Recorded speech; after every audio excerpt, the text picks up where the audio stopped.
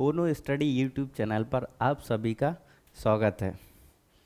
और आज हम अगली क्लास यानी कि कल हमने राष्ट्रपति को पद ग्रहण यानी कि राष्ट्रपति बनाया था, आज हम उसको हटा देंगे। ठीक है, मतलब उसका जो हटाने की प्रक्रिया है वो कैसे चलती है या राष्ट्रपति कैसे हटाया जाता है, इस विषय को देखेंगे। यानी कि राष्ट्रपति को हटाने के लिए एक विशेष प्रक्रिया का चयन किया जाता है जिसे हम कहते हैं महाभियोग। और महाभियोग का संविधान में आर्टिकल 56 और आर्टिकल 67 में जिक्र किया गया है। ठीक है, तो इस महाभियोग प्रक्रिया को समझते हैं कि क्या होती है महाभियोग प्रक्रिया और संविधान में क्या लिखा है।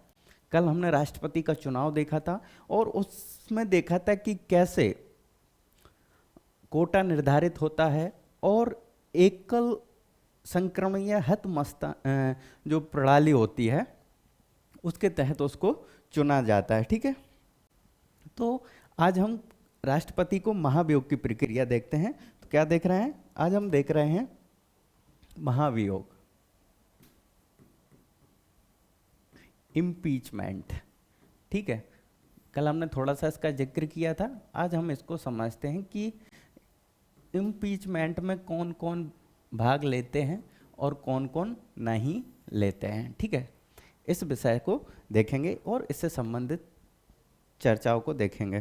ठीक है, तो सबसे पहले हम देखते हैं कि जो महाभियोग शब्द का प्रयोग है वो संविधान के आर्टिकल 56 और आर्टिकल 61 में प्रयोग किया गया है। किसका? महाभियोग शब्द का। किस किस में किया गया है? तो आपको याद रखना कि महाभियोग शब्द का प्रयोग आर्टिकल 56 और आर्टिकल 61 में प्रयोग किया गया है। तो सबसे पहले आर्टिकल 56 देखेंगे कि 56 क्या कहता है। 56 पहली बात ये कहता है कि भारत का राष्ट्रपति उपराष्ट्रपति को संबोधित करके अपना त्यागपत्र दे सकता है। क्या दे सकता है? अपना त्यागपत्र दे सकता है। किसको? राष्ट्रपति। किसको संबोधित करके? उपराष्ट्रपति को। ठीक है, उपराष्ट्रपति को संबोधित करके क्या दे सकता है? वो अपना त्यागपत्र दे सकता है। जैसे ही वो त्यागपत्र देगा वो पदमुक्त हो जाएगा। ठीक है, तो एक तो यह है कि राष्ट्रपति का मन भर गया कि नहीं, मुझे अब नहीं राष्ट्रपति रहना। जैसे अभी रामनाथ कोविंद जी हैं और वो चाहे तो उपराष्ट्रपति को अपना त्यागपत्र देके पदमुक्त हो सकते हैं कि नहीं, हमने बहुत रह लिया राष्ट्रपति, अब किसी और को मौका मिलना चाहिए। लेकिन आपको पता है कि राजनीति में जो एक बार आ जाता है, जो कुर्सी का आनंद ले लेता है, वो नहीं चाहता कि अगले को मौका मिले। लेकिन ये लोकतंत्र है। आपको पता है कि जैसी सरकार बदलती है तो सारी चीज़ें बदल जाती हैं। ठीक है, तो मान लेते हैं कि उनका मन बन गया कि नहीं, मुझे अब राष्ट्रपति नहीं रहना है, तो वो क्या कर सकते हैं? वो उपराष्ट्रपति को अपना त्यागपत्र दे सकते हैं। ठीक है, तो इस प्रकार से पदमुक्त हो सकते हैं। दूसरा है कि वो इसी में दूसरी बात की गई है कि संविधान का कदाचार करने पर, यानी कि जब राष्ट्रपति संविधान का कदाचार करेगा, संविधान के उल्लंघन यानी कि संविधान का अपमान यानी कि संविधान के अनुरूप वो नहीं चलेगा, तो उसको संविधान के कदाचार के आरोप में महाभियोग की प्रक्रिया के द्वारा उसे पदमुक्त किया जाता है। ठीक है, तो पहला क्या है कि राष्ट्रपति उपराष्ट्रपति को संबोधित करके। ठीक है, यहाँ अपन एक टर्म यूज करते हैं कि संबोधित करके। फिर दूसरा है कि संविधान का कदाचार। क्या है? संविधान का कदाचार। ठीक है, क्योंकि राष्ट्रपति को संविधान का संरक्षण और इस प्रकार की संज्ञा दी जाती कि वो ऐसा ऐसा करेगा, लेकिन पता चला कि वो संविधान का कदाचार कर रहा है, तो इस में क्या होगा कि उस पर हटाया जाएगा। किस प्रक्रिया के तहत? महाभियोग प्रक्रिया। ठीक है, तो ये महाभियोग प्रक्रिया क्या होती है? इसी महाभियोग प्रक्रिया का उल्लेख आपके आर्टिकल 61 में किया गया है। जैसा कि हमने अभी कहा था आपसे कि राष्ट्रपति को जो हटाने की प्रक्रिया है जो है, तो महाभियोग शब्द का प्रयोग कहाँ किया गया, वो हमने कहाँ देखा था। एक तो आर्टिकल 56 में देखा कि उसमें दो बातें लिखी हुई हैं, ठीक है। वो दो बातें क्या हैं कि राष्ट्रपति चाहे तो उपराष्ट्रपति को अपना त्यागपत्र दे सकता है, राष्ट्रपति चाहे तो अपना उपराष्ट्रपति को त्यागपत्र दे सकता है।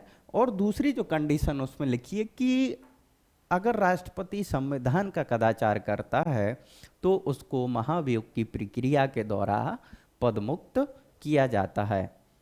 और एक बात याद रखना कि उसका जो पद मुक्ति होती है वो स्वतः होती है महाभियोग की प्रक्रिया। आगे बताएंगे कि स्वतः वर्ड का प्रयोग क्यों किया गया। फिलहाल उसमें स्वतः किया कि जैसे ही ये महाभियोग की प्रक्रिया संपन्न होती है और उसके विपक्ष यानी कि उसके अंगेष्ट निर्णय जाता है तो हम कहेंगे कि राष्ट्रपति स्वतः ही पद मुक्त हो जाएगा, ठीक है। स्वतः ही क्यों होगा इस बात को थोड़ी देर में समझते हैं, तब तक ये सस्पेंस राखिए क्योंकि कुछ चीज़ों में सस्पेंस होना ज़रूरी होता है। मान लेते हैं कि जब कोई चीज़ तुम्हें मिलने वाली होती है लेकिन सामने वाला, जब आप किसी से प्रेम करते हैं, आपने तो कर दिया प्रेम का इजहार लेकिन सामने वाला जब उसको स्वीकार ना करे तो सस्पेंस रहता है कि शायद करे या ना करे। तो वैसा ही कुछ इसमें है कि वो स्वतः क्यों हो जाता है, तो इस बात को भी समझेंगे, ठीक है। तो अभी इतना समझ लेते हैं कि आर्टिकल 56 में क्या लिखा हुआ है। आर्टिकल 56 में लिखा है कि वो त्यागपत्र दे दे, दूसरा है कि उस पर संविधान के कदाचार का आरोप लगे। तो ये हो गया। अब हम आर्टिकल 61 को समझते हैं कि जिसमें महाभियोग प्रक्रिया का उल्लंघन है, ठीक है। किसका है, महाभियोग प्रक्रिया का उल्लंघन, सॉरी महाभियोग प्रक्रिया का वर्णन है कि कैसे प्रक्रिया चलेगी, कैसे होगा ये सब, ठीक है। ये देखते हैं। अब आते हैं महाभियोग प्रक्रिया, ठीक है।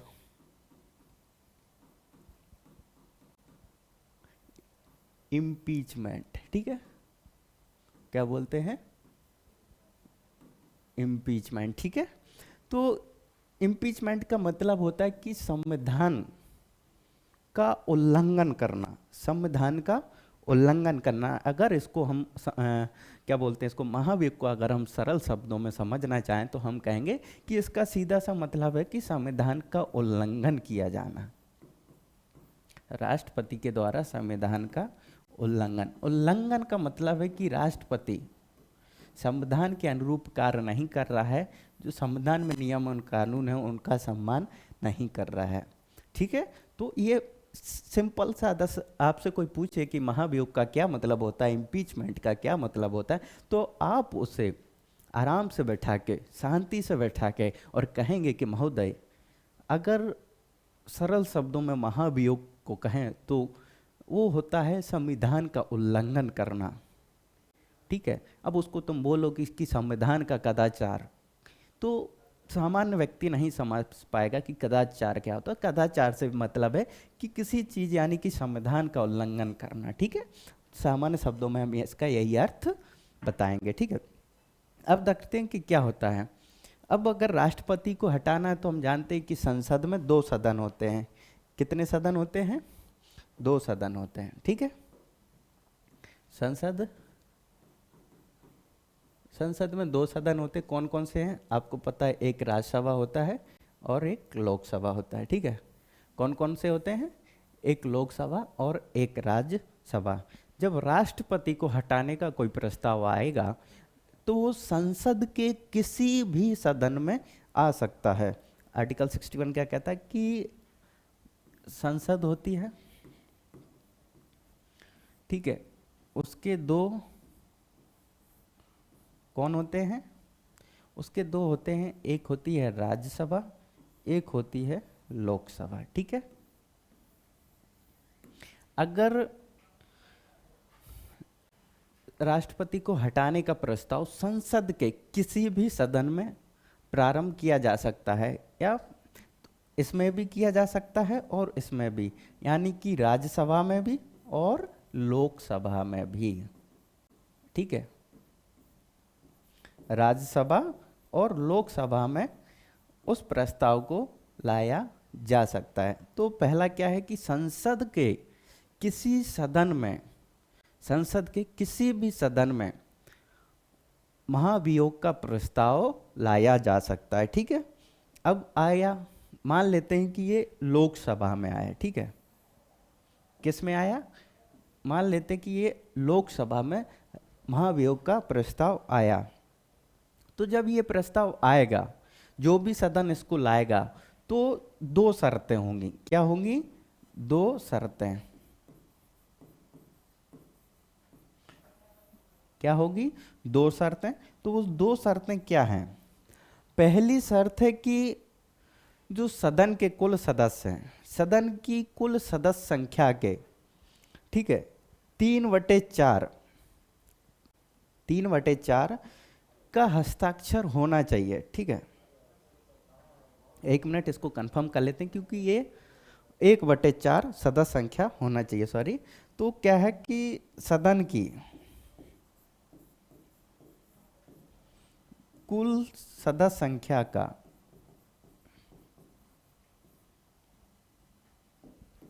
सदन की कुल सदस्य संख्या का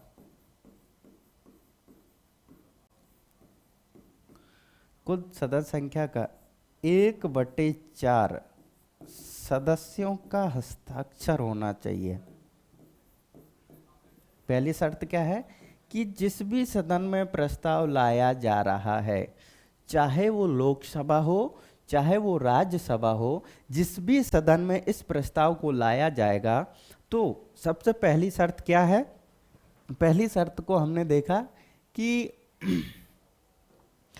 कि सदन की कुल सदस्य संख्या का 1/4 यानी कि 1/4 सदस्यों का हस्ताक्षर होना चाहिए उस प्रस्ताव पर। ठीक है, तभी वो सदन में लाया जा सकता है। फिर हमने क्या कहा था कि दो शर्तें हैं, यानी कि दो शर्तें हैं। तो दूसरी शर्त क्या है? दूसरी शर्त ये है कि राष्ट्रपति को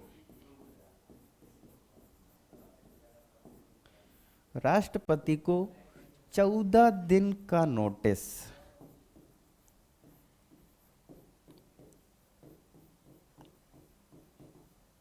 राष्ट्रपति को 14 दिन का नोटिस। दूसरी शर्त क्या है कि अगर ये जो प्रस्ताव लाया जा रहा है, तो राष्ट्रपति को 14 दिन पूर्व ही अवगत कराना होगा कि महोदय, आप पर इम्पीचमेंट यानी कि महाभियोग का प्रस्ताव लाया जा रहा है।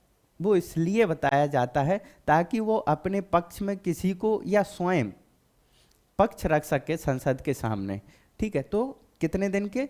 14 दिन का नोटिस राष्ट्रपति को दिया जाता है, चाहे प्रस्ताव लोकसभा में आया आपका, चाहे राज्यसभा में। तो उसको दो शर्तें पूर्ण करनी होती है। पहली है कि संसद की कुल सदस्य संख्या का, संसद की कुल सदस्य संख्या का 1/4 सदस्यों का उस प्रस्ताव पर हस्ताक्षर होना चाहिए कि हम ये प्रस्ताव ला रहे हैं।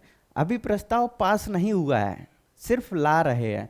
तो उस प्रस्ताव को लाने के लिए, जैसे कोई चीज़ है कि हमें इनको, ये राष्ट्रपति है मान लेते हैं, ठीक है, और ये संसद है। संसद में कितने सदस्य हैं? 500 मान लेते हैं। तो अगर ये लोकसभा में 500 सदस्य हैं, तो इसका 10% कितना हुआ? 50 हुआ। तो 50 व्यक्तियों के उस प्रस्ताव पर हस्ताक्षर होना अनिवार्य है, तभी वो सदन में लाया जा सकता है। ठीक है, तो ये है कि 1/4 सदस्यों का हस्ताक्षर होना अनिवार्य है। फिर दूसरी शर्त क्या है?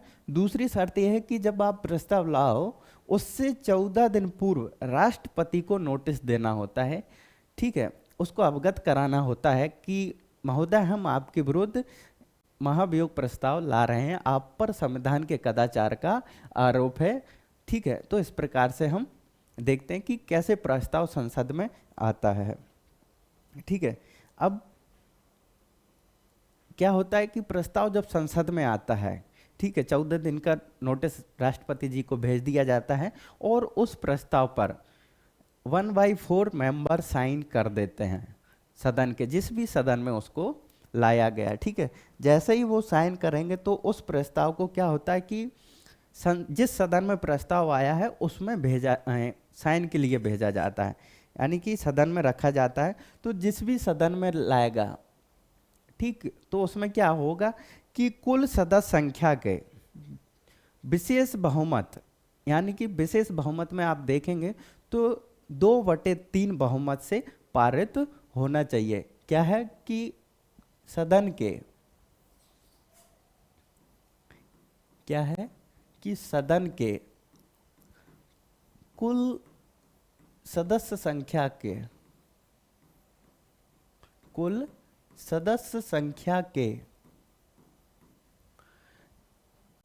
2/3 विशेष बहुमत से, 2/3 विशेष बहुमत से पारित होना चाहिए, पारित होना चाहिए। ठीक है। अब प्रस्ताव आता है संसद के किसी सदन में, तो पहली शर्त यह है कि उस प्रस्ताव को उस सदन में जितने भी कुल सदस्य हैं उनका 2/3 यानी कि 2/3 विशेष बहुमत से उस प्रस्ताव को पारित होना चाहिए। ठीक है। जैसे ही प्रस्ताव पारित होगा तो उसको अगले सदन में भेजा जाएगा, यानी कि इसको लोकसभा में लाया गया था, यहाँ से अगर वो 2/3 बहुमत से, विशेष बहुमत से पारित हो जाता है तो इसको अगले सदन यानी कि राज्यसभा में भेजा जाएगा। और इसमें भी वही है कि सदन के कुल सदस्य संख्या के, इसमें भी वही बात कही है कि सदन के कुल सदस्य संख्या के, सदन के कुल सदस्य संख्या के वही 2/3 यानी कि 2/3 विशेष बहुमत से, विशेष बहुमत से पारित होना चाहिए। ठीक है, पारित होना चाहिए।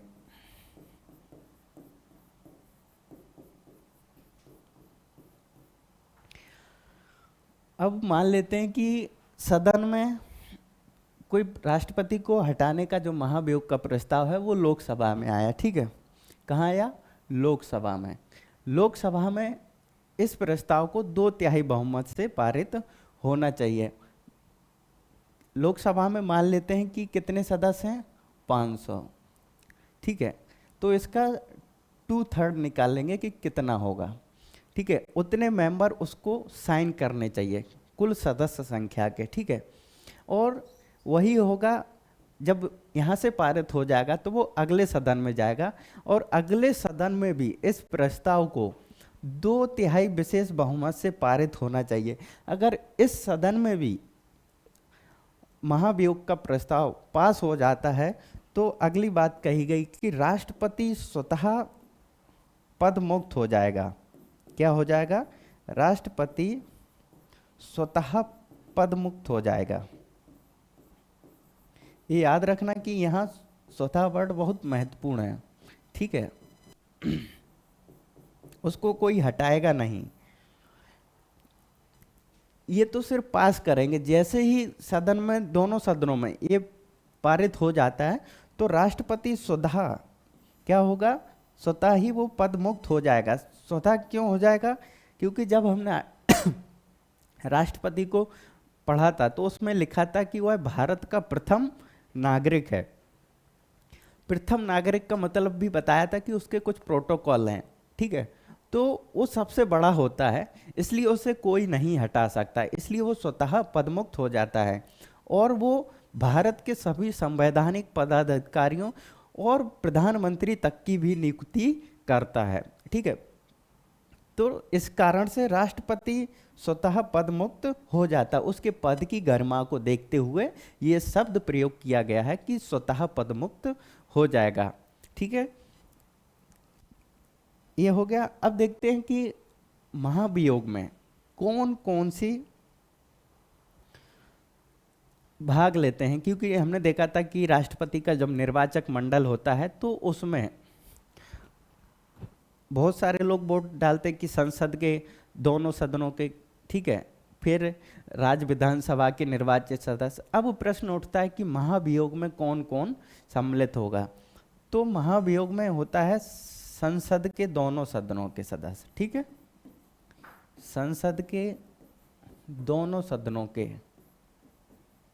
निर्वाचित सदस्य, ठीक है, सिर्फ निर्वाचित सदस्य, ठीक है। और जब इसके निर्वाचन की बात करते हैं तो इसमें कौन आ जाते हैं अगले, वो आ जाते हैं राज्य की विधानसभाओं के, ठीक है, राज्य के विधानसभाओं के निर्वाचित सदस्य। लेकिन जब राष्ट्रपति पर महाभियोग की प्रक्रिया लगाई जाती है, चलाई जाती है, तो एक बात याद रखना कि उसमें सिर्फ संसद के दोनों सदनों के, यानी कि लोकसभा और राज्यसभा के निर्वाचित सदस्य ही भाग लेंगे उसमें, राज्य विधानसभाओं के नहीं, ठीक है। तो इस बात को याद रखना है। अब यहीं एक प्रश्न बनता है, अगर प्रश्न पूछा जाए कि महाभियोग में, राष्ट्रपति के महाभियोग में कौन कौन भाग लेता है, ठीक है, राष्ट्रपति के महाभियोग में कौन कौन भाग लेता है, तो पहला आ जाता है कि लोकसभा के मेंबर, दूसरा आ जाएगा राज्यसभा के सदस्य, तीसरा आ जाता है विधानसभा के निर्वाचित सदस्य, ठीक है, विधानसभा के सदस्य, अगला आ जाता है आपके विधान परिषद के सदस्य, जो राज्य में विधान परिषद होती है, ठीक है। ये प्रश्न आ जाता है। तो अब फिर ऑप्शन लिखे रहते हैं आपके कि 1 और 2 हो गया, 1 और 3 हो गया, 1 2 3 हो गया, या फिर डी सभी हो गया। ये प्रश्न आ जाता है। तो आप लोग बताएं कि कौन कौन भाग लेता है, कौन कौन भाग लेता है, ठीक है, राष्ट्रपति के। तो क्या है उसमें कि राष्ट्रपति के महाभियोग, और हमने महाभियोग में बताया था कि संसद के दोनों सदन कौन कौन होते हैं, लोकसभा के, तो इसके निर्वाचित सदस्य भाग लेते हैं, ठीक है। पहली बात तो विधान परिषद होगा नहीं, ठीक है, तो एक सभी गलत हो गया, ठीक है, ये ऑप्शन गलत, क्योंकि ये चुनाव में ही भाग नहीं लेते हैं। क्या नहीं लेते हैं, ये तो चुनाव में ही भाग नहीं लेते, तो ये तो प्रक्रिया से पहले ही बाहर है, ठीक है। दूसरा क्या है, विधानसभा के सदस्य ये चुनाव में भाग लेते हैं, ठीक है, क्या करते हैं, ये चुनाव में भाग लेते हैं, लेकिन निर्वाचन में नहीं, क्योंकि जो राष्ट्रपति होता है वो संसद में, संसद का अभिन्न अंग होता है, तो इस कारण से ये भाग नहीं लेते। बचे 2, लोकसभा और राज्यसभा, इसलिए ऑप्शन 1 और 2 सही होगा, यानी कि ऑप्शन नंबर ए। तो हमने अभी क्या देखा कि राष्ट्रपति पर महाभियोग कैसे लगाया जाता है, तो एक बार इसको रिवाइज कर लेते हैं कि कैसे राष्ट्रपति पर महाभियोग की प्रक्रिया चलती है, ठीक है। जैसे कि हमने आपको बताया कि जो राष्ट्रपति से महाभियोग की प्रक्रिया है, महाभियोग की प्रक्रिया है वो आपके, यानी कि इम्पीचमेंट की जो प्रक्रिया है वो भारतीय संविधान के आर्टिकल 56 और आर्टिकल 61 में दी गई है, ठीक है। महाभियोग शब्द का प्रयोग कहाँ किया गया, वो किया गया है आपके आर्टिकल 51 और 56 में, ठीक है।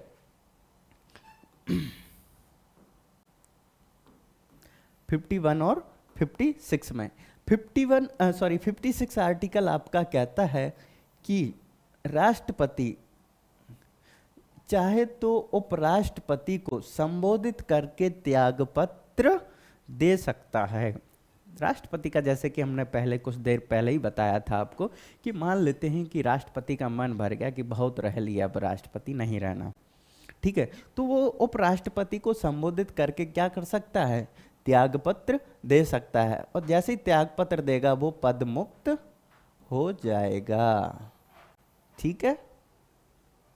फिर अगला है कि उसी आर्टिकल में अगला लिखा है कि संविधान का कदाचार, यदि राष्ट्रपति पर संविधान के कदाचार का आरोप लगा है तो उसको एक विशेष प्रक्रिया होती है, उस प्रक्रिया का नाम है महाभियोग। महाभियोग प्रक्रिया के तहत ही उसको हम पदमुक्त कर सकते हैं, ठीक है। तो आर्टिकल जो 61 है, आर्टिकल 61 है, उसमें महाभियोग प्रक्रिया का जिक्र किया गया है। ठीक है, किसका किया गया है? महाभियोग प्रक्रिया। ठीक है, इस महाभियोग प्रक्रिया के तहत राष्ट्रपति को पदमुक्त होता है, राष्ट्रपति पदमुक्त होता है। तो आर्टिकल में क्या है? आर्टिकल 6 जब आएगा 61 में तो क्या होगा? उस संसद में प्रस्ताव आता है, तो अब देखते हैं कि प्रक्रिया कैसे चलेगी। ठीक है, संसद में 2 सदन होते हैं, हमने आपको बताया। एक बताया था राज्यसभा और एक बताया था लोकसभा। जब महाभियोग का प्रस्ताव संसद के किसी भी सदन में आ सकता है, हमने आपको बताया था कि संसद के किसी भी सदन में आ सकता है। ठीक है, मान लेते हैं कि प्रस्ताव राज्यसभा में आता है। ठीक है, इसमें भी आ सकता है, लोकसभा में भी आ सकता है, यानी कि दोनों में आ सकता है। ठीक है, प्रस्ताव की शुरुआत किसी भी सदन में की जा सकती है। मान लेते हैं कि वो राज्यसभा में आता है। अगर राज्यसभा में आएगा तो राज्यसभा के क्या करना होगा? उसको 2 शर्तों की पूर्ति करनी होगी। वो शर्त पहली क्या है? अगर प्रस्ताव आता है तो उस प्रस्ताव के लिए राज्यसभा को 2 शर्तें पूरी करनी होती है। शर्तें हैं कि सदन की, पहली शर्त है इसमें कि सदन की कुल सदस्य संख्या का, क्या है यहाँ? कुल सदस्य संख्या के 1/4 सदस्यों का क्या होना चाहिए? हस्ताक्षर होना चाहिए। जो महाभियोग का प्रस्ताव है, जो महाभियोग का प्रस्ताव हो, तो उसमें क्या है? उस जितने भी राज्यसभा में सदस्य हैं, कितने सदस्य हैं? 243। ठीक है, तो इसके सदस्य हैं। अब इसमें से हम घटा देते हैं कौन से? जो राष्ट्रपति द्वारा मनोनीत होते हैं। ठीक है, मनोनीत होते हैं, तो वो मनोनीत नहीं, निर्वाचित। ठीक है, वो इस प्रक्रिया में भाग लेंगे, यानी कि 1/4 भाग लेते हैं। मान लेते कि राज्यसभा में कितने सदस्य हैं? 250। इसका 1/4 निकाल लीजिए आप। ठीक है, कितना निकलेगा? तो उतने व्यक्तियों के साइन होना चाहिए, 6, यानी कि 62 या 63 के समथिंग अप्रोक्स। ठीक है, इसमें ये वाला 6-7 वाला नियम लगेगा, अगर 6 होगा तो इधर 1 ज़्यादा हो जाएगा। ठीक है, तो इस प्रकार से चलते हैं। तो क्या होगा कि सदन की कुल सदस्य संख्या का 1/4 सदस्यों का हस्ताक्षर होना चाहिए। ठीक है, हस्ताक्षर कर दिया, फिर है कि उसे राष्ट्रपति को 14 दिन का पूर्व नोटिस देना होगा। कितना देना होगा? 14 दिन पूर्व का नोटिस देना होगा। ये हो गया। अगला क्या होगा? अगला होता है उसमें कि अब मान लेते हैं कि ठीक है, प्रस्ताव आ गया, नोटिस भी दे दिया सदन ने, और उस पर 1/4 सदस्यों ने हस्ताक्षर भी कर दिया। ठीक है, इतनी प्रक्रिया हो गई। अब इससे थोड़ा आगे बढ़ते हैं। थोड़ा आगे बढ़ेंगे तो हम देखेंगे कि उस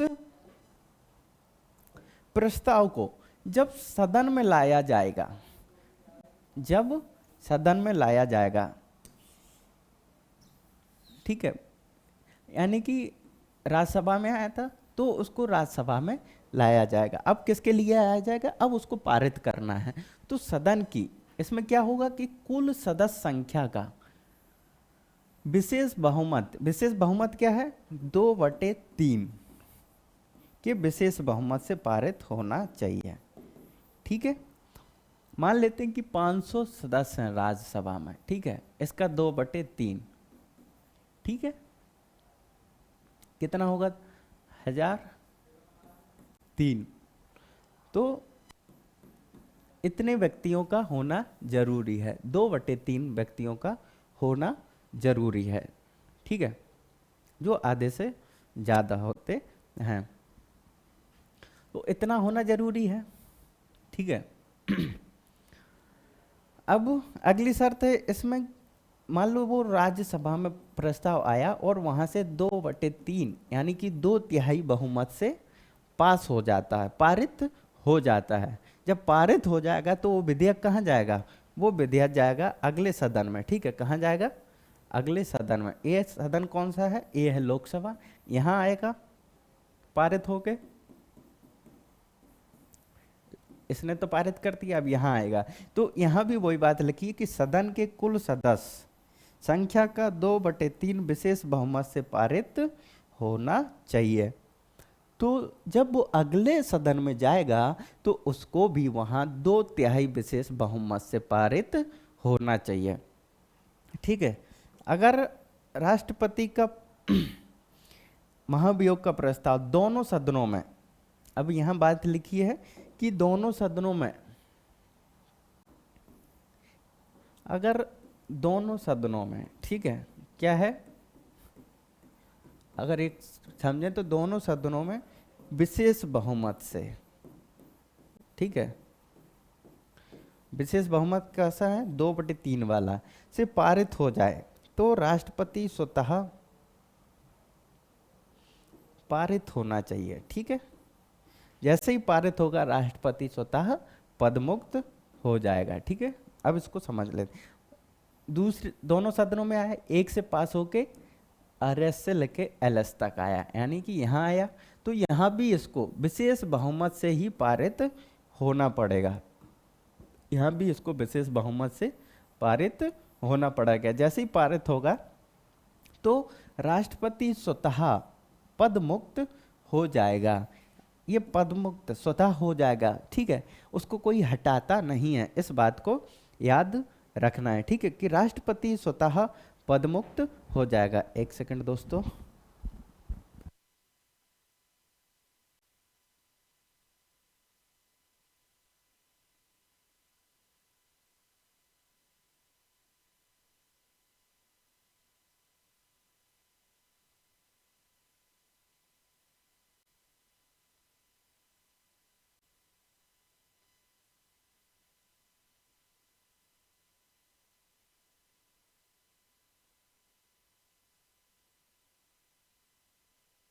ठीक है, सॉरी। तो हम कहते कि दोनों सदनों से अगर वो पारित हो जाता है तो राष्ट्रपति स्वतः पदमुक्त हो जाएगा। ठीक है, कुछ तकनीकी समस्या के कारण तो राष्ट्रपति स्वतः पदमुक्त हो जाएगा। ठीक है, अब इससे आगे देखते हैं कि राष्ट्रपति के संदर्भ में और क्या है। राष्ट्रपति है, अब राष्ट्रपति की शक्तियां देखते हैं कि राष्ट्रपति को कौन कौन सी शक्तियां प्राप्त हैं। क्या देखेंगे? शक्तियां। ठीक है, राष्ट्रपति की शक्तियां देखेंगे। तो शक्तियां जानने से पहले हमको एक आर्टिकल जानना होगा। उस आर्टिकल से तय होगा कि राष्ट्रपति को क्या शक्तियां प्राप्त हैं और जो शक्तियां प्राप्त हैं वो उनका प्रयोग कैसे करेगा। तो इसके लिए आपको आर्टिकल 74, कौन सा? आर्टिकल 74 क्लॉज 1, इसको जानना होगा कि इस आर्टिकल में क्या लिखा है। तो इस आर्टिकल में लिखा है कि राष्ट्रपति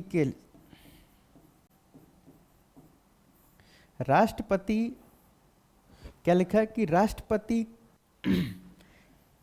राष्ट्रपति के लिए यानी कि इसमें एक राष्ट्रपति की सलाह के लिए एक मंत्रिपरिषद होगी। ठीक है, एक मंत्रिपरिषद होगी।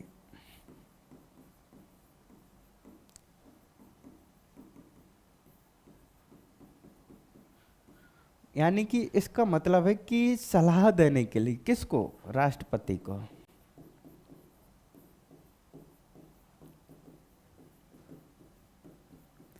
बस इतना लिखा था। जब संविधान का निर्माण हुआ तो संविधान सभा ने लिख दिया कि राष्ट्रपति को सलाह देने के लिए एक मंत्रिपरिषद होगी। ठीक है, क्या लिख दिया कि सलाह देने के लिए एक मंत्रिपरिषद होगी। ये आर्टिकल 74 क्लॉज 1 कहता है। तो जिसका मतलब है कि राष्ट्रपति मंत्रिपरिषद की सलाह मानने के लिए बाध्य है कि नहीं है। हमेशा यही प्रश्न उठता रहता था कि मंत्रिपरिषद होगी, उसको सलाह देगी, क्या राष्ट्रपति उस सलाह को मानेगा या नहीं मानेगा, ये राष्ट्रपति पर निर्भर करता था। ठीक है, यानी कि जो मंत्रिपरिषद होगी उसका सलाह, और इस मंत्रिपरिषद का प्रमुख कौन होगा, प्रधानमंत्री होगा। ठीक है, राष्ट्रपति को सलाह देने के लिए एक मंत्रिपरिषद होगी, और उस मंत्रिपरिषद का प्रमुख कौन होगा, राष्ट्रपति होगा, सॉरी प्रधानमंत्री होगा। किसका, इसका मंत्रिपरिषद का प्रमुख कौन होता है, प्रधानमंत्री होता है। तो इतना ही लिखा है। ठीक है, तो इसकी सलाह राष्ट्रपति के लिए बनाया गया था। ठीक है, फिर अब ये प्रश्न उठता था कि क्या राष्ट्रपति, हमेशा से ये मन में दुविधा रहती थी कि क्या राष्ट्रपति मंत्रिपरिषद की सलाह मानने के लिए बाध्य है या नहीं है, या मानेगा या नहीं मानेगा। ठीक है, तो इस प्रकार से प्रश्न उठते रहते थे। इसी के चलते एक 42 संविधान संशोधन हुआ, संविधान संशोधन। ठीक है, 1976 42वां जब संविधान संशोधन हुआ तो उसमें क्या कर दिया गया, उसमें एक लाइन और जोड़ दी गई, और ये जोड़ दी गई कि राष्ट्रपति मंत्रिपरिषद की सलाह पर कार्य करेगा, मंत्रिपरिषद की सलाह पर कार्य करेगा।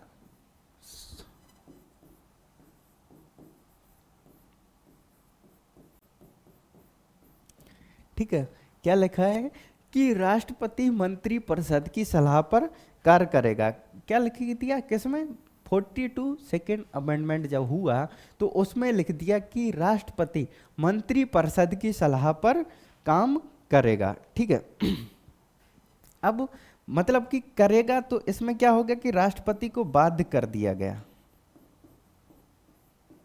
क्या हो गया, राष्ट्रपति को यहां बाध्य कर दिया कि नहीं, अब तुम्हें मंत्रिपरिषद की सलाह के अनुसार काम करना पड़ेगा। ठीक है, लेकिन फिर क्या होगा कि 44वां संविधान संशोधन हुआ। ठीक है, अगला कौन सा हुआ, 44वां, और फिर इसमें एक नई बात जोड़ी गई। ठीक है, और ये हुआ था 1978 में। ठीक है, 44वां संविधान संशोधन हुआ था 1978 में। फिर से उसी आर्टिकल में एक लाइन और जोड़ दी गई, और इसमें कहा गया कि राष्ट्रपति मंत्रिपरिषद के द्वारा दिए गए सलाह को पुनर्विचार के लिए भेज सकता है। ठीक है, किसके लिए भेज सकता है, पुनर्विचार के लिए। और जब वो पुनर्विचार के लिए भेजेगा तो सदन या संसद उस विधेयक को या उस कानून को या उस प्रस्ताव को पुनः पारित करके भेजती है, तो राष्ट्रपति उसे मानने के लिए बाध्य होगा। अगर मंत्रिपरिषद ने कोई सलाह दी और राष्ट्रपति उस पर सहमत नहीं होता है, तो वो उस प्रस्ताव को राष्ट्रपति भेज सकता है कि आप एक बार इस पे विचार कर लीजिए। ठीक है, जैसे जाता है और मंत्रिपरिषद इस पे दोबारा पुनर्विचार करके फिर से राष्ट्रपति के पास भेजती है, तो राष्ट्रपति उस पर हस्ताक्षर करने के लिए बाध्य होता है। ठीक है, पुनर्विचार के लिए भेज सकता है सिर्फ एक बार, उसके बाद नहीं। ठीक है, तो ये है राष्ट्रपति की शक्तियां, 74 क्लॉज 1। तो अब ये शक्तियां नहीं है, इससे अंदाजा लगाया जा सकता है कि कैसे वो अपनी शक्तियों का प्रयोग करेगा। ठीक है, जैसे कि बताया कि पहले क्या लिख दिया गया था कि सिर्फ राष्ट्रपति के सलाह के लिए क्या होगी, एक मंत्रिपरिषद होगी सलाह देने के लिए, जिसका प्रमुख पीएम होगा, जिसका प्रमुख पीएम यानी कि प्रधानमंत्री होगा।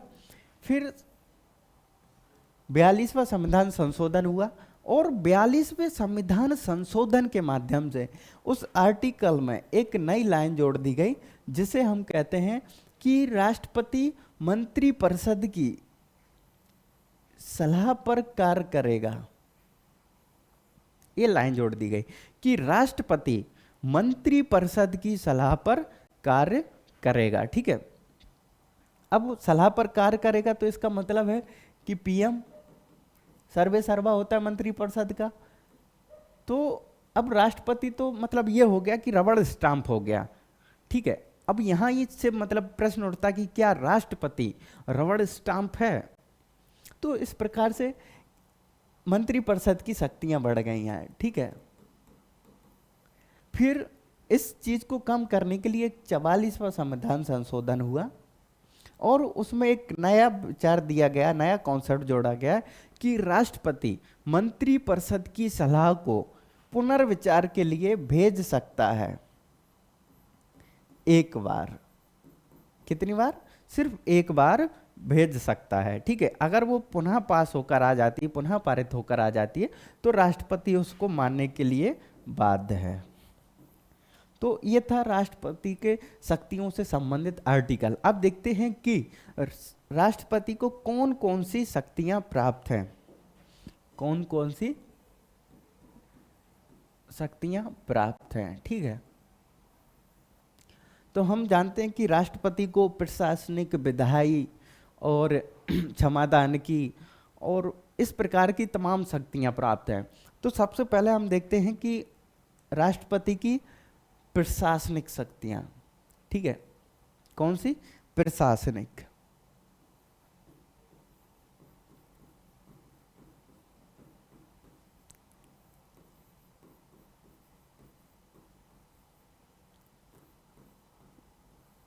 तो राष्ट्रपति की शक्तियों में सबसे पहले हम देखते हैं कि उसको कौन कौन सी प्रशासनिक शक्तियां प्राप्त हैं। ठीक है, कौन कौन सी शक्तियां प्राप्त हैं। तो सबसे पहले हम देखेंगे उसको है प्रशासनिक। ठीक है, तो हम यहाँ लिखते हैं कि प्रशासनिक शक्तियों में कौन कौन सी है उसकी।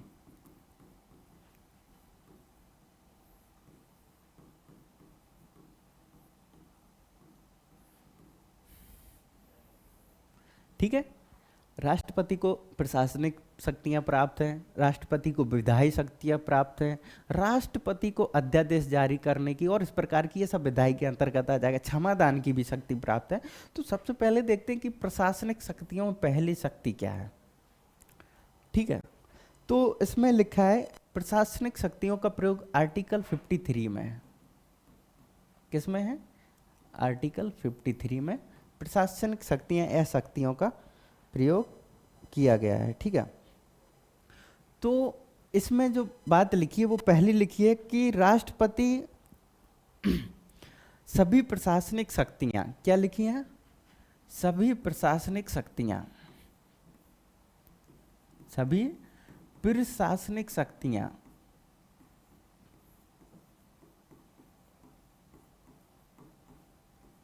राष्ट्रपति में निहित होंगी।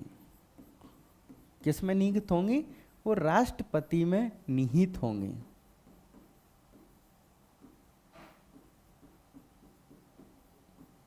ठीक है, सभी प्रशासनिक शक्तियां राष्ट्रपति में निहित होगी। ठीक है,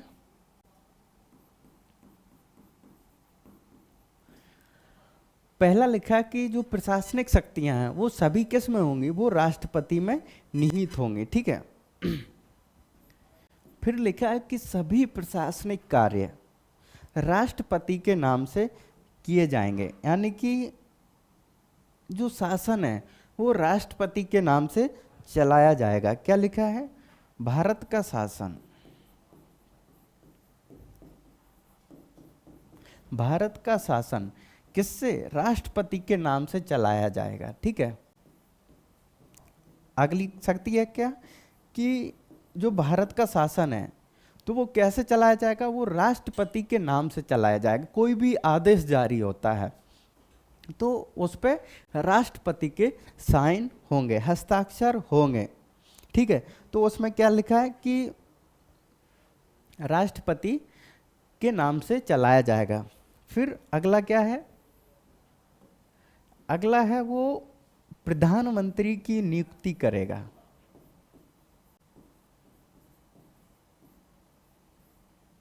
प्रधानमंत्री की नियुक्ति क्या करेगा?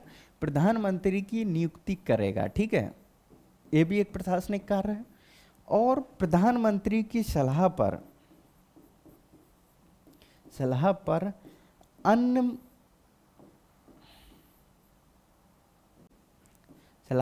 अन्य मंत्रियों की नियुक्ति करेगा।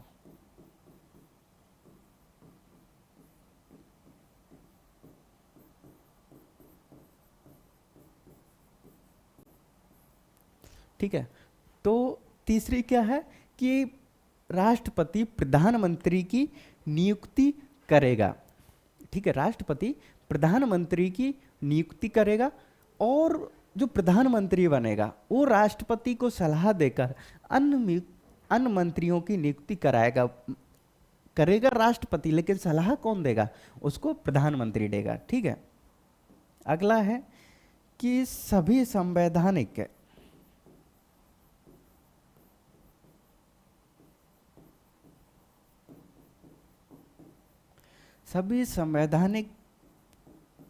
पदों की नियुक्ति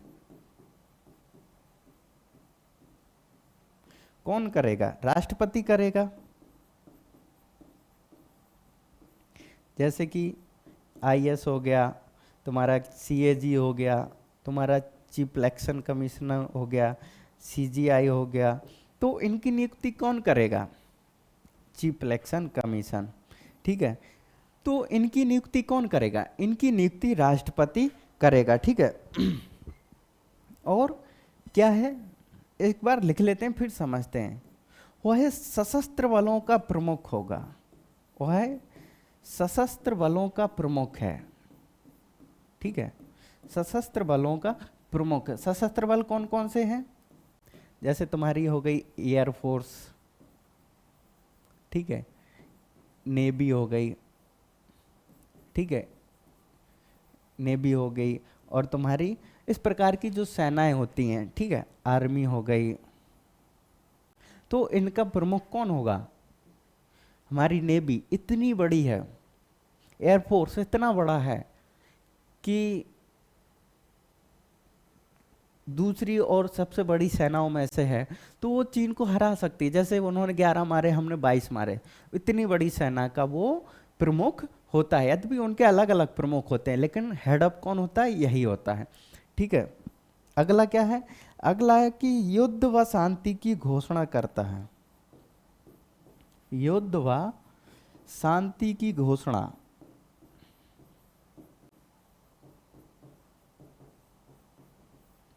युद्ध व शांति की घोषणा करता है। लिख लेते हैं फिर धीरे धीरे समझते हैं। कूटनीतिक शक्तियां भी प्राप्त हैं उसे।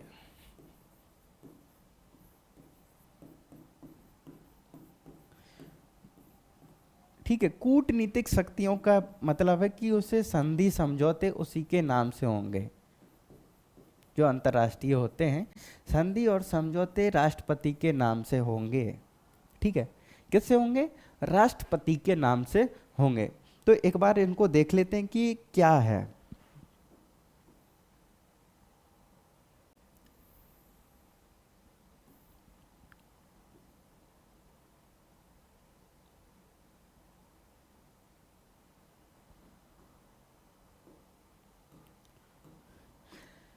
तो हम राष्ट्रपति की प्रशासनिक शक्तियां देख रहे थे, और उन प्रशासनिक शक्तियों में सबसे पहली शक्ति की सभी प्रशासनिक शक्तियां किसमें निहित होंगी? वो राष्ट्रपति में निहित होंगी। ठीक है, क्या लिखा है कि पहली शक्तियों में लिखा है कि जितनी भी प्रशासनिक शक्तियां हैं वो राष्ट्रपति में निहित होंगी। ठीक है, अगला है कि भारत का शासन राष्ट्रपति के नाम से चलाया जाएगा। जब भी आप देखते हैं भारत सरकार कोई आदेश निकालती है, ठीक है, तो क्या होगा? तो वो राष्ट्रपति के नाम से होगा, उस पर राष्ट्रपति रामनाथ कोविंद के साइन होंगे। तो क्या लिखा कि भारत का शासन राष्ट्रपति के नाम से चलाया जाएगा। अगला है कि वो प्रधानमंत्री की नियुक्ति करेगा। क्या करेगा? प्रधानमंत्री की। जो भी पार्टी सर्वाधिक मत लाएगी, ठीक है, जो भी व्यक्ति सर्वाधिक मत लाती है, उस व्यक्ति के, उस पार्टी के लीडर को क्या कर देता है, वो प्रधानमंत्री नियुक्त करेगा जो सबसे अधिक मत लाती है, ठीक है। और प्रधानमंत्री की सलाह पर वो अन्य मंत्रियों की नियुक्ति करता है, ठीक है। प्रधानमंत्री क्यों नियुक्त करता है? अब एक प्रश्न उठता है, क्या प्रश्न है कि भारत में प्रधानमंत्री होता है पहला निर्वाचित, दूसरा लिखो मनोनीत, तीसरा लिखो नियुक्त, और चौथा लिखो कोई नहीं, इनमें से कोई नहीं। तो भारत में प्रधानमंत्री होता है तो क्या होता है, निर्वाचित होता है?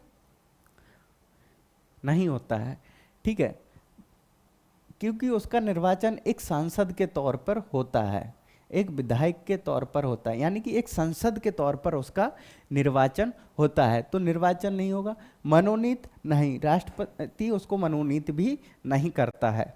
फिर क्या है, नियुक्त, तो प्रधानमंत्री को नियुक्त किया जाता है और इनमें से कोई नहीं, ठीक है। तो ये तो हो नहीं सकता, तो क्या है, प्रधानमंत्री को नियुक्त किया जाता है। कहाँ? जब उसकी प्रशासनिक शक्तियां देखेंगे तो आप देखेंगे कि उसमें सीधा लिखा है कि प्रधानमंत्री की नियुक्ति करेगा, ठीक है। क्या लिखा? प्रधानमंत्री की नियुक्ति करेगा और प्रधानमंत्री की सलाह पर अन्य मंत्रियों की वो नियुक्ति करेगा, ठीक है।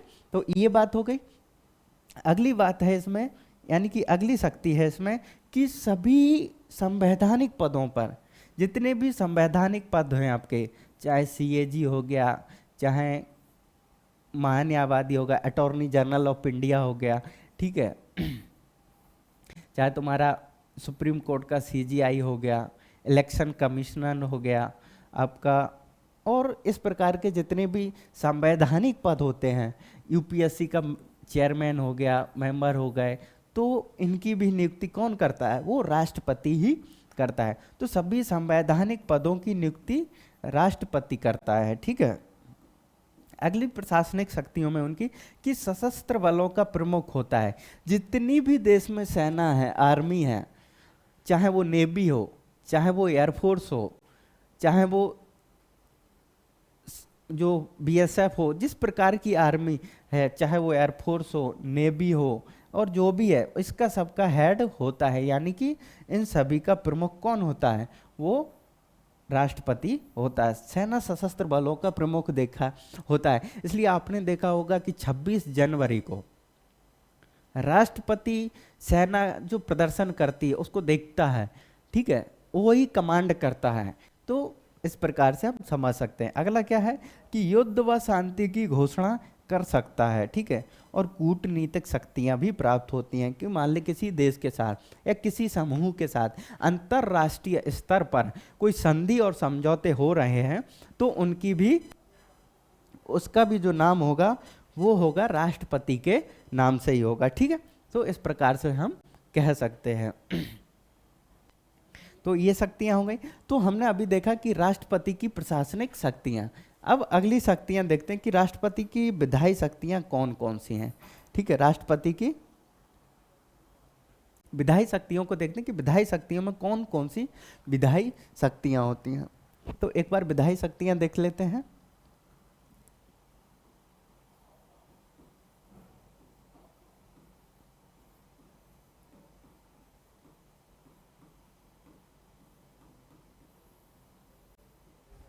कौन कौन सी है विधायी शक्तियां? ये आर्टिकल 79 में दी गई। आर्टिकल 79 में, ठीक है। आर्टिकल 79 में पहली बात लिखी है विधायी शक्ति, यानी कि जो भी विधि से संबंधित, जो भी कानून से संबंधित है, वो सभी राष्ट्रपति में, यानी कि राष्ट्रपति भी को प्राप्त है। क्योंकि आपने देखा होगा कि संसद में जब भी कोई विधेयक या कानून पारित होता है, ठीक है, वो तब तक विधि या कानून नहीं बनता है जब तक राष्ट्रपति उस पर हस्ताक्षर नहीं कर देता है, ठीक है। तो क्या है कि राष्ट्रपति संसद का प्रमुख है। क्या लिखा है कि राष्ट्रपति संसद का प्रमुख है। राष्ट्रपति संसद का अंग है। ठीक है, राष्ट्रपति संसद का अंग है। क्योंकि राष्ट्रपति संसद का अंग है यानी कि उसी से सारे काम होते हैं। ठीक है, जब संसद का अंग है तो उसको विधायी शक्तियों के अंतर्गत अगली जो शक्ति प्राप्त है वो संसद का सत्रावाहन करता है, यानी कि सत्र प्रारंभ करता है। क्या करता है? वो सत्र आहूत करता है, इसको आहूत भी बोलते हैं। अगर संविधान की बात करें तो उसमें क्या लेते हैं, संसद का सत्र आहूत करता है, यानी कि प्रारंभ करता है। अगर इसको सिंपल भाषा में समझें तो क्या करता है, उस संसद के सत्र को आरंभ करता है, प्रारंभ करता है। ठीक है, और फिर क्या है, फिर है कि वो सत्र का समापन करता है, सत्र का सत्रावसान। अगर संविधान की भाषा पढ़ें तो उसमें सत्रावसान यानी कि समाप्त करता है, संसद का सत्रावसान करता है। जो अगली उसको विधायी शक्ति प्राप्त है वो है कि दोनों सदनों की संयुक्त बैठक, दोनों सदनों की संयुक्त बैठक। तो राष्ट्रपति चाहे तो दोनों सदनों की संयुक्त बैठक बुला सकता है। वो कब बुला सकता है उसको आगे देखेंगे। यहाँ बस इतना बता दें कि जब विधेयक पर, कोई विधेयक है और उसमें दोनों सदनों में मतभेद हो जाता है तो राष्ट्रपति दोनों सदनों को एक साथ बुला सकता है। ठीक है, अगला है कि राष्ट्रपति राज्यसभा में अधिकतम, ये सीमा है कि अधिकतम 12 सदस्यों को मनोनीत कर सकता है। कितने सदस्यों को? 12 सदस्यों को मनोनीत कर सकता है। ठीक है, एक याद रखना यहाँ कि 25 जनवरी 2020 से पहले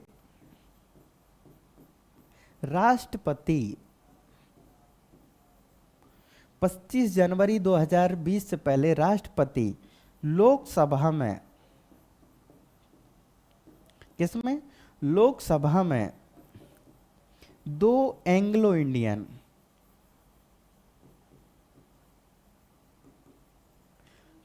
को मनोनीत करता था, मनोनीत करता था। ठीक है, अब इसको ब्रैकेट में बंद कर देते हैं। यानी कब? इसका मतलब है कि 25 जनवरी 2020 से किस में? लोकसभा में। और यहाँ क्या लिखा? करता था, यानी कि वर्तमान में नहीं।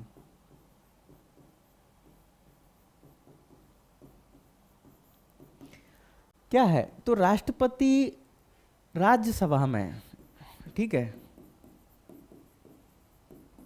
राष्ट्रपति राज्यसभा में अधिकतम 12 सदस्यों की नियुक्ति करता है। और इन सदस्यों की नियुक्ति का आधार क्या होगा?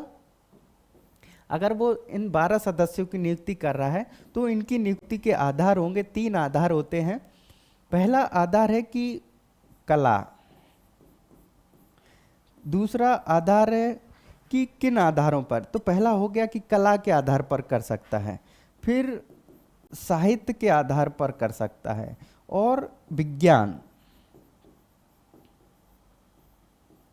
कला, साहित्य, विज्ञान। और अगला आधार क्या है? अगला आधार है समाज सेवा। इन 4 आधारों पर वो राज्यसभा में, इन 4 आधारों पर वो राज्यसभा में 12 अधिकतम है। अधिकतम सीमा कितनी है? 12। क्या कर सकता है? मनोनीत कर सकता है। ठीक है, याद रखना कि राष्ट्रपति राज्यसभा में अधिकतम 12 व्यक्तियों की मनोनीत कर सकता है। तो उन जो व्यक्तियों को मनोनीत करेगा तो उसका ये आधार होगा कि किन आधारों पर नियुक्ति करेगा। तो पहला कि कोई व्यक्ति कला के क्षेत्र में अच्छा हो, कल्चर के क्षेत्र में अच्छा हो, तो उसको नियुक्त कर सकता है। साहित्य के क्षेत्र में कि उसकी भाषा पर अच्छी पकड़ है, उसका साहित्य का नॉलेज बहुत अच्छा है, उससे समाज को लाभ पहुंचा है। विज्ञान, उसने ऐसा कोई आविष्कार किया है या उसने ऐसी चीज बनाई है जिससे समाज के प्रत्येक वर्ग को लाभ मिल रहा है, और ऐसा व्यक्ति जो समाज की सेवा में हो, तो ऐसे व्यक्तियों को नियुक्त कर सकता है। देखेंगे कि क्या मुद्दे हैं इससे संबंधित। फिलहाल अभी इतना समझ लिए कि वो नियुक्त कर सकता है। फिर अगली शक्ति क्या है कि राष्ट्रपति अध्यादेश जारी कर सकता है। क्या कर सकता है? अध्यादेश।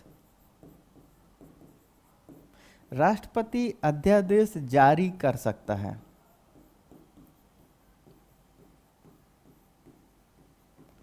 राष्ट्रपति अध्यादेश जारी करता है। आर्टिकल ये 1, 2, 3 इसमें है। बस ये आर्टिकल क्या है और अध्यादेश क्या होता है, इसको हम आगे समझेंगे कि अध्यादेश जारी कैसे करता है। ठीक है, तो अभी हमने क्या देखा, इसकी विधायी शक्तियाँ। तो एक बार विधायी शक्तियाँ को हम समराइज कर लेते हैं और फिर देखेंगे कि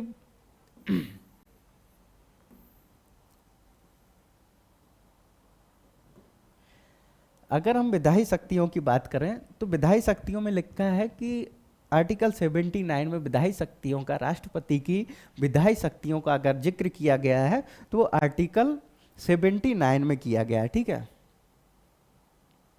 और पहला कहता है कि राष्ट्रपति संसद का अंग है, यानी कि अभिन्न अंग है राष्ट्रपति। ठीक है, राष्ट्रपति संसद का अंग है। जब राष्ट्रपति संसद का अंग है तो वह संसद का सत्र आहूत कर सकता है। क्या कर सकता है?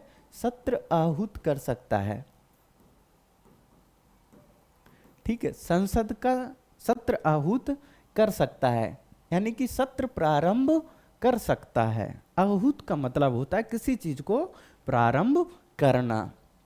फिर अगला है कि जब वो प्रारंभ करता है तो अगला है कि वह सत्रावसान कर सकता है। संसद के सत्र का सत्रावसान कर सकता है। अवसान का मतलब है मिट जाना या समाप्त हो जाना, तो वो संसद के सत्र को समाप्त करता है। ठीक है, फिर है कि संसद के दोनों सदनों की संयुक्त बैठक बुला सकता है। मान लेते हैं किसी विधेयक या किसी किसी विधेयक पर या किसी प्रस्ताव पर दोनों सदनों में मतभेद हो जाता है, तो उस समय राष्ट्रपति संयुक्त बैठक बुला सकता है। ये हो गया। अगली शक्ति है विधायी शक्तियों में, देखेंगे कि वो राज्यसभा में अधिकतम 12 व्यक्तियों को मनोनीत कर सकता है। क्या कर सकता है? वो अधिकतम 12 व्यक्तियों को मनोनीत कर सकता है। ठीक है, 12 व्यक्तियों को मनोनीत कर सकता है। ठीक है, और एक फैक्ट याद रखना कि 25 जनवरी 2020 से 25 जनवरी 2020 से पहले राष्ट्रपति, इस डेट से पहले राष्ट्रपति लोकसभा में 2 एंग्लो इंडियन को मनोनीत करता था। कब? 25 जनवरी 2020, या यूं कहें के बाद राष्ट्रपति लोकसभा में नियुक्त एंग्लो इंडियन की 2 एंग्लो इंडियन की नियुक्ति नहीं करता है। अब क्या हो गया कि जो 104वां संविधान संशोधन हुआ था, 104वें संविधान संशोधन के तहत लोकसभा में एंग्लो इंडियन की नियुक्ति का प्रावधान समाप्त कर दिया गया है। ठीक है, तो यहीं हमने वही लिखा है कि राष्ट्रपति 25 जनवरी से पहले 2020 में लोकसभा में 2 एंग्लो इंडियन की नियुक्ति करता था, जो अब नहीं है। इस प्रस्ताव को 104वें संविधान संशोधन के माध्यम से हटा दिया गया है। ठीक है, अगली बात क्या है कि वो राज्यसभा में अधिकतम 12 व्यक्तियों को मनोनीत कर सकता है। जब 12 व्यक्तियों की बात की गई तो उनका कुछ आधार होगा ना, कि ऐसे ही नहीं किसी को उठा के बैठा दिया उसमें राज्यसभा में। तो उसका आधार है पहला कि कला, कि जो भी व्यक्ति मनोनीत होके आएगा उसको कला का विशेष ज्ञान होना चाहिए, कला के क्षेत्र में पारंगत होना चाहिए उसे, ठीक है। साहित्य, उसे साहित्य का ज्ञान होना चाहिए, ठीक है, बहुत बड़ा विद्वान साहित्य का होना चाहिए। उसने विज्ञान में कुछ अच्छा आविष्कार हो, उसने समाज के लिए अपना जीवन समर्पित किया, यानी कि समाज सेवा की है। अब हमने देखा कि सचिन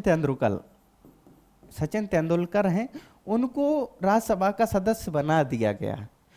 तो किस आधार पर बनाया? क्योंकि वो तो ना कोई अच्छे डांसर है, ना कोई वो अच्छा नृत्य करते हैं, कला तो है नहीं, साहित्य का उनको ज्ञान नहीं है कि उन्होंने कोई अच्छी किताब लिखी हो, साहित्य के क्षेत्र में नाम किया हो, हिंदी भाषा में, संस्कृत भाषा में, जितनी भी भाषाएं हैं, इस साहित्य का भी कुछ नहीं किया है।